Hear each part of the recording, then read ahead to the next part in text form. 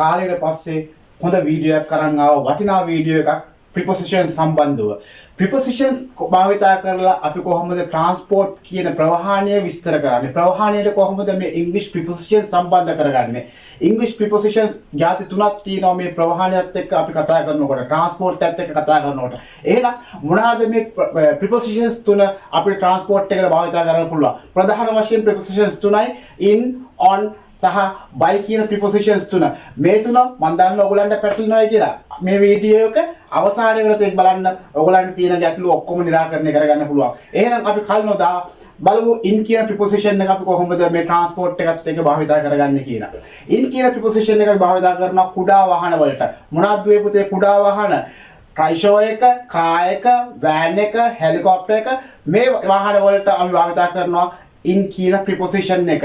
ඒ වගේම ඔයා වාහනේට මේ මම කියපු වාහන වලට ගොඩ ඇතුල් වෙනවා නම් නකිනවා නම් get into a car, get into a helicopter, get into a van. එතකොට නගිනවා කියලා get in කියලා දාන්නේ. එතකොට අපි බලමු ඒකට හාත්පසින්ම වෙනස් විදිහට භාවිතා වෙන on එක. on එක මොනකටද භාවිතා වෙන්නේ? on එක භාවිතා වෙනවා දුවේ පුතේ ලොකු වාහන වලට. ලොකු වාහන කියේ මොනවාද? බස් එක, ට්‍රේන් එක, ප්ලේන් එක, ෂිප් එක මේවට අපි භාවිතා කරනවා on කියන preposition එක.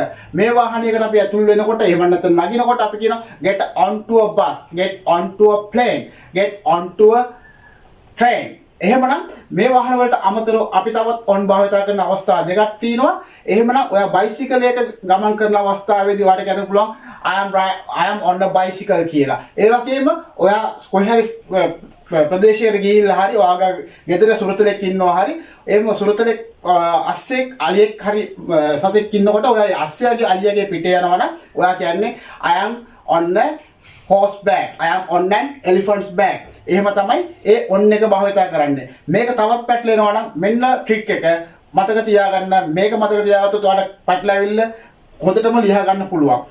අපි in එකට භාවිතා කරන වාහන වලට නගින්නේ කොන්ද නවාගෙන. එහෙම නැත්නම් ඔළුව නවලා. එහෙම නගින වාහන වලට ඔයා මතක තියාගන්න මොනකටද මම නගින්නේ ඔළුව නවලා. එහෙම නැත්නම් කොන්ද නවලා. එහෙම නගින වාහන වලට අපි දානවා in කියලා. ඊටත් අමතරව ඔයා ඒ නැගපු වාහනේ ඔයාට ඉඩ නැත්නම් ඇතුලේ එහාට මෙහාට වාහනේ ඇතුල් වෙන වාහනේ ගමන් කරන වෙලාවේ පයින් එහෙට මෙහෙට යන්න.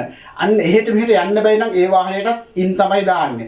ඊට අමතරව on එක කොහොමද? on එක ඊට වඩා හාත්පසින්ම වෙනස් දුවේ පුතේ. on එකට වාහනේ ගමන් කරන අවස්ථාවේදී ඔයාට ඒ වාහනේ ඇතුලේ එහාට මෙහාට යන්න පුළුවන් නම් මිනිස්සු හිටියත් නැතත් ඔයාට ඒ වාහනේ එහාට මෙහාට යන්න පුළුවන් නම් ඊට අමතරව ඔයා ඒ වාහනේට ගොඩ වෙන්නේ get onto a vehicle without bending your head.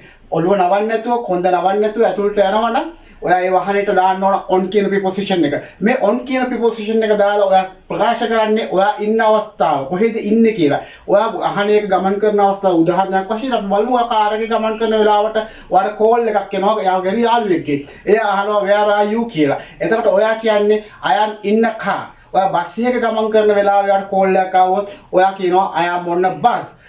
මත ගමන් කරලා I am on a bus traveling to Colombo. මොකක් හරි එහෙම කියන්න පුළුවන්. එතකොට මේ අවස්ථා දෙකේදීම ඔයා කිව්වේ ඉන්න තැන. ඔයා ඒ අවස්ථාවේ ඔයාගේ ෆිසිකලි ඔයා ඉන්න තැන. හැබැයි මේ in එකයි on එකයි දෙකක් වුණාට මේ ඉන්න තැන ප්‍රකාශ කිරීමට ඔයා ප්‍රවාහණය කරන මාධ්‍ය ප්‍රකාශ කරන්න භාවිත කරන by කියන preposition එක. by කියන preposition එකේදී මේ in එකයි on එකයි දෙකේදීම වෙනස් වෙච්ච වාහන ටික එකක් වෙනවා. අයි ඔයා ප්‍රකාශ කරන්නේ ඔයා ගමන් කරන විදිහ. How do you come to school? How do you go to office? එහෙම කවුරු හරි එහෙවොත් ඔයා කියන්නේ I come to school by bus. I come to school by car. අර by එක දෙකටම පොදු වෙනවා. එතකොට බලන්න in එකේදී on එකේදී වෙනස් විදිහට භාවිතා වෙච්ච වාහන by එකේදී දෙකම එකතු වෙනවා. එහෙමනම් in එකේදී හා on එකේදී අපි භාවිතා කරලා ප්‍රකාශ කරේ ඔයා ඉන්න තැන ඒ අවස්ථාවේදී. හැබැයි by එකේදී ප්‍රකාශ කරන්නේ ඔයා ප්‍රවාහන කරන මාධ්‍ය mode of transport. I come by a car. I come by a bus. එහෙනම් මම හිතනවා මේ පටලැවිල්ල අදින් ඔයාට දිගටම ඉවර කරගන්න පුළුවන්. එහෙනම් සම්බන්ධ වෙන්න අපිත් එක්ක ඉදිරියට තවත් වීඩියෝ එකක් සමගින් එතකන් සුබ දවසක්. බයි බයි.